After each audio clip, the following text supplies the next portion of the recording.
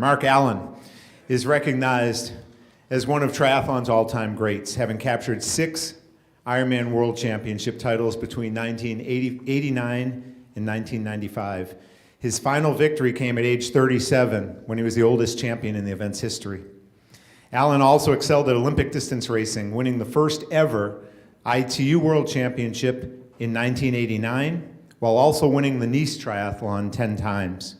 Between 1988 and 1990, Allen put together a winning streak of 20 consecutive first-place finishes. Over the course of his competitive career, which ended in 1996, Allen earned a podium finish in 90% of his races. He was named Triathlete of the Year 6 times by Triathlete magazine, and in 1997, Outside magazine, and I remember this, tabbed him the world's fittest man.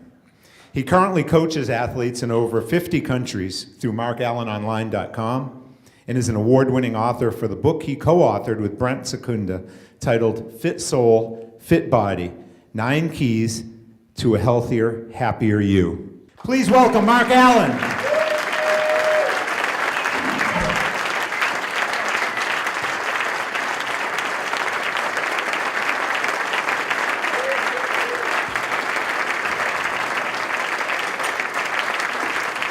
Thank you.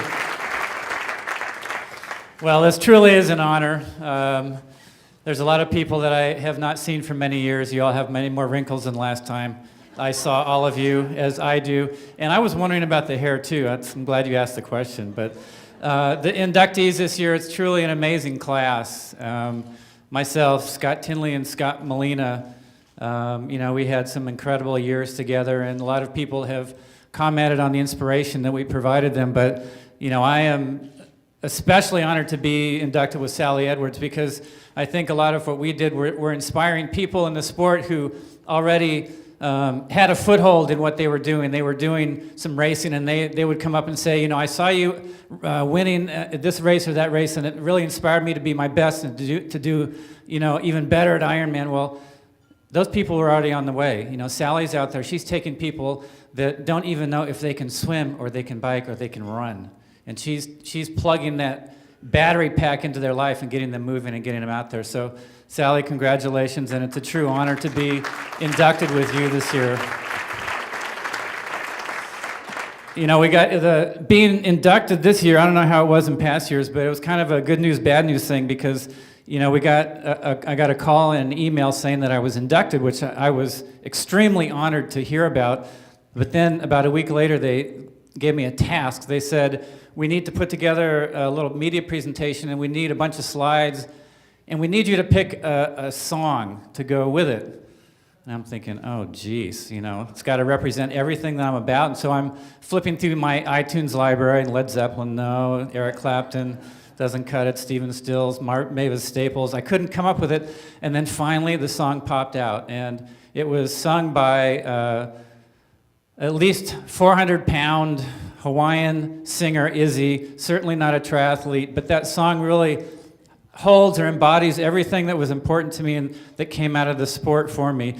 He's from Hawaii, and certainly the Ironman and the experiences that I had there were some of the most impactful in my life. They were not all easy. Certainly many of them were very challenging, but they were precious and priceless. He was from Hawaii. He's playing an instrument called the ukulele, and that instrument was actually brought to the Hawaiians by their Mexican cousins. The people from Mexico came over about several hundred years ago with a little guitar that became the ukulele. And that little guitar is played today by the Huichol Indians in their sacred ceremonies in Mexico. And it's my studies with Brent Secunda, who teaches the Huichol tradition, that got me in the place where I was able to actually win a lot of those races that you saw up there on the slides. And in that song, he's saying, who am I? And I think that was a formative question that all of us were slowly beginning to understand through our experiences in the sport. Like Sally said, connecting her whole being together through this thing called triathlon. And I think each of us, Dave, Scott, and myself, we started the sport really just because it did sound crazy and it did sound intriguing and it was a physical puzzle that we were all trying to figure out. But through that process, we were really beginning to understand, who am I? And the first experience that I ever had in this was in June of 1982. It was at the USTS Triathlon Series opening event in San Diego at Torrey Pines Beach. I was 24 years old, and I finished that race in 4th place. But outside of an amazingly high finish for my first triathlon, which I thought, I was surprised actually. I don't know about you guys, but anyway, what was really significant about it was that in first place was Dave Scott, who had unsuccessfully not defended his Ironman title in February of that year, and he was coming back at that race, making an announcement that in October, when that race was going to happen again, there was no way anybody else in the world was going to be able to beat him. And he ran through that race like he was part human, part Titan. I mean, this guy just looked like he was in another world and absolutely, completely untouchable. Second place in that race, sprinting for it and winning it, was Scott Molina, who outsprinted Scott Tinley in the final moments of that event. And in that sprint, Scott Molina had that look on his face that just said, all right, you want to go fast? I'm going to go a little bit faster. You want to train hard? I'm going to train a little bit harder. You want to go long? Well, let's go a little bit longer. And I think it served notice that he would become the most dominant short distance triathlete in the 80s and early 90s. He was almost unbeatable in any short distance event. Third place was Scott Tinley, who was the reigning Ironman champion from February of that year. He had set a world's record in that first of his 2 victories. Third place, he was ST. What else did he have to do? He was blonde. He was from Southern California. What more did the guy have to do? And then I was in 4th place, and as Dave said, we became known as the Big Four. And so this award for me really is not so much honoring the accomplishments that I did during my racing career, but really the sum of all of our accomplishments together. Because really, if any one of us were in the races, if we were all in a race together, it was about a 99% chance that one of us would be the champion. And when one of us won, it was a win for all of us. And each of us certainly has very distinct personalities, but because of that, I think it also served to help people identify with the athletes in this sport in a decade where we were fairly dominant. And it was just a priceless period, and I feel very honored to be a part of that. So on behalf of all of those guys, I'm accepting this award tonight. ST got a new haircut for tonight. He's going to actually invoice USAT for the cut. So I think $150 or something. He'll tag on for the beer too. It wasn't easy. I will say it was not easy. This sport is and can be extremely hard, and it's in that challenge, though, that we find ourselves and we find our strengths. But sometimes we need others to help us to find that strength. And there were some people that I wanted to honor because they truly did help me to become the athlete and the person that I did through this sport. And instead of bringing up a cheat sheet, I just invited them to all come here so I could look over and make sure I don't forget anybody. One is my mother, Sharon Allen.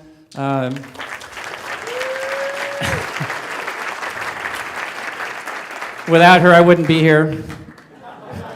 I wouldn't be anywhere without her.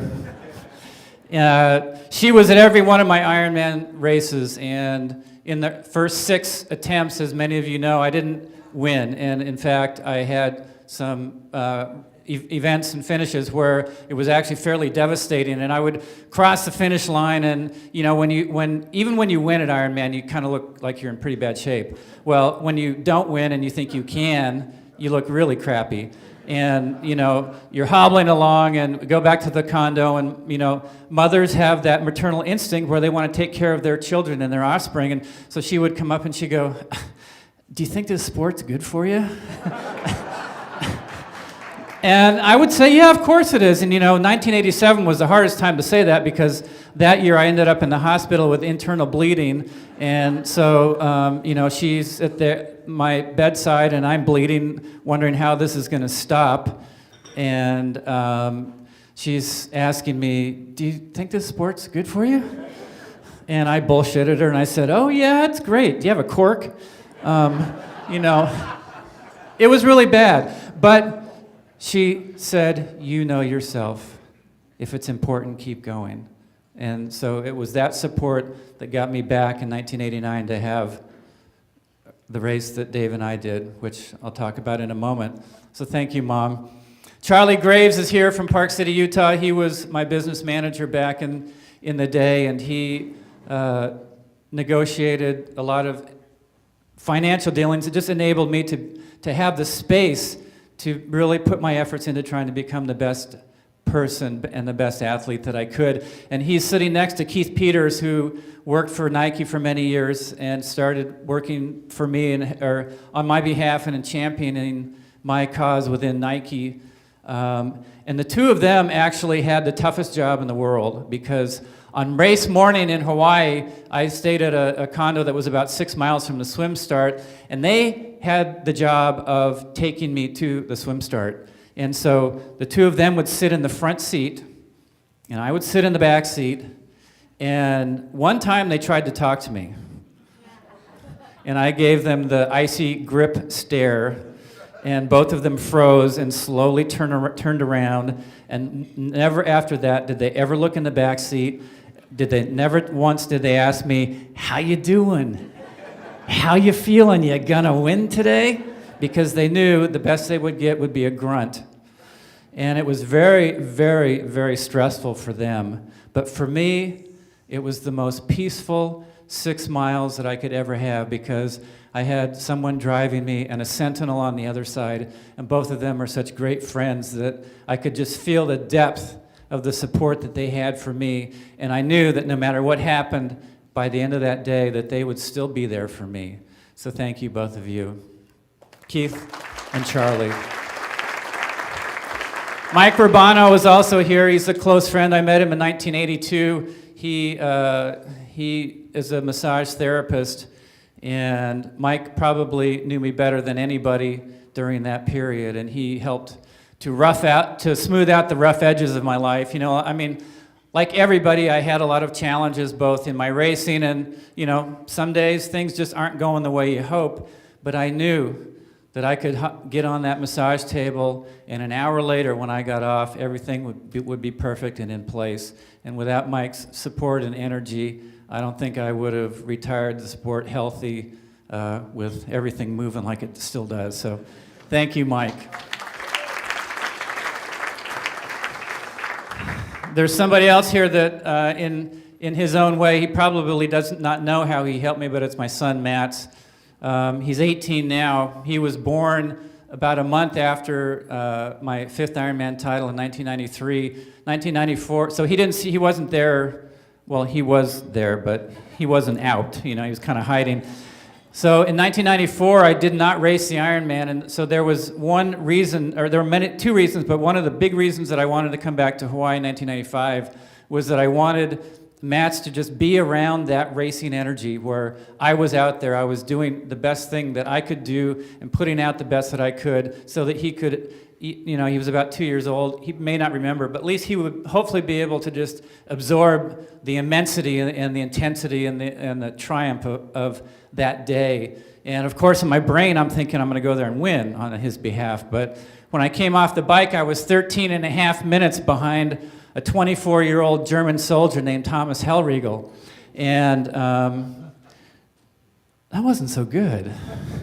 Nobody had made up 13 and a half minutes to come back to win the title there, and so when I got off the bike, I was just trying to keep as much positive energy going as I could, and when I got to the top of the first hill on the run course, You know how it is when you're out there and you're just trying to pull in as much positive energy as you can from the crowd. And when I got to the top of the first hill, there were 3 old ladies who were up there, and they were staring and cheering at me, and they're going, "Go Mark, go Mark, go Mark. He doesn't look so good." And that thought sunk in, and about a mile later, I felt so bad that I didn't think I was even going to be able to finish the race. And then, your mind's going crazy with all that kind of stuff that doesn't help you out. Hell, Regal, he's so far ahead. I can't win this thing. There's a hotel just... And then Matt's popped into my mind, and I thought, you know what? Part of the reason I'm here is to honor him with my effort. And quitting is not an effort that I would be proud of. Certainly if I'd hurt myself, that would be one thing, but I just don't feel good. Well, who cares if you don't feel good? You're still in this race. And I took another step, and eventually I realized somehow I'm going to get to that finish line, and somehow he will be part of that energy. And then, as you know, things began to turn around, and eventually I passed Thomas Hellriegel for the victory at mile 23 of the marathon. And Matt's was there, and there's a video from NBC, and I cross the line, and I see him, and I give him a kiss and kind of rub him on his belly, and I've asked him, "Do you remember that?" He goes, yeah, well, I don't know if I remember it, if it's just I've seen that video so many times that... There's one other person that could not make it tonight because he had a prior commitment, but he had an incredible impact on my ability to be a great triathlete and to put the performances out that I did. His name is Brant Secunda, and I made a connection with him prior to the 1989 race, and that was one of the reasons why I was able to stay stable under the pressure of racing against an incredible athlete named Dave Scott, who is as solid as anybody ever gets out there on the race course. Everybody else in the sport, when push comes to shove and you're racing head to head, when you get to the marathon, especially in an Ironman, at that point in my career, I kind of had this ability to kind of sense when somebody was feeling weak, and then I could push in a little surge and drop them. Well, Dave, that wasn't going to happen. And I had to find that ability to stay quiet and calm. And Brant was able to help me to do that throughout the second half of my career. And he is a shaman from the Huichol Indian tradition in Mexico. And you might ask yourself, what the heck does a shaman have to do with a triathlete? Well, let me ask you a question. What happens to you when the gun goes off and your race starts to fall apart, and all of a sudden it doesn't look anything like your pre-race visualization? Where do you go to find the strength to keep going? Where do you go when you're in a race and you want to quit? Because that's so much easier. How do you find that place of strength that says, it's worth it to keep going? Where do you go to find that place within yourself that says, it really doesn't matter how I do out here. I'm just going to give it everything I have, even if that means that I will walk the rest of this marathon or come in last. Where do you find those places? How do you develop them? And that's what Brant helped me to do. So even though he's not here, I'd like to honor him for all the help that he gave me throughout that career to develop that inner strength of character that did indeed carry me to many great victories. We've all had great moments in this sport. Otherwise, we wouldn't be sitting here tonight. Because of this sport, I was able to cross finish lines in Japan and Australia, in Europe, in England. I was able to cross finish lines because of this sport in Chile, and Guatemala, and Brazil. Amazing. Because of this sport, I was able to go to the 1989 ITU World Championships in Avignon, France, the first ever the inaugural World Championships that would eventually become the first major stepping stone for getting this sport in the Olympics. And I was able to win that race. And as I was standing on the podium with Glenn Cook from England on one side and Rick Wells from New Zealand on the other side, our 3 flags were raised, and the American flag was just a little bit higher than the others. And in that moment, I was proud to look up at that flag. Not so much because it meant that I was an American, but more because it meant that I was from a country that a sport this amazing had the ability to be born that could bring the world together in celebration of human performance. Because of this sport, I met Scott Molina. And because I met Scott Molina, he was somebody who met a woman named Erin Baker, who's from New Zealand. And because of that, they trained down in New Zealand. And because of that, I went down to New Zealand in 1989 and trained for 6 weeks and started to put together the type of training that would help me to become the Ironman champion. Thank you, Scott. And because of this sport, I met Scott Tinley, somebody who was always showing me that this sport is not going to last forever, and you got to get your shit together, because someday those free shoes and those free goggles, they're not going to keep coming. You're going to have to rely on what you're doing today, not what you did last week in the race, to survive and to thrive. Thank you, Scott. You prepared me. And because of Dave Scott, I was mentored along. He didn't know it, but in those early Ironman races where he pulled away, he was teaching me what it takes to be great. He was teaching me how to have confidence. He was teaching me how to raise the bar and then raise it a little bit higher. And because of that, I had that amazing race with him in 1989, where both of us pushed the bar to the point where suddenly the world realized that you cannot just only survive an Ironman, you can race it all the way to that finish line. So thank you, everybody, for all of that inspiration. I hope that each of you has a great evening tonight. Congratulations to all the other inductees, and thank you very much.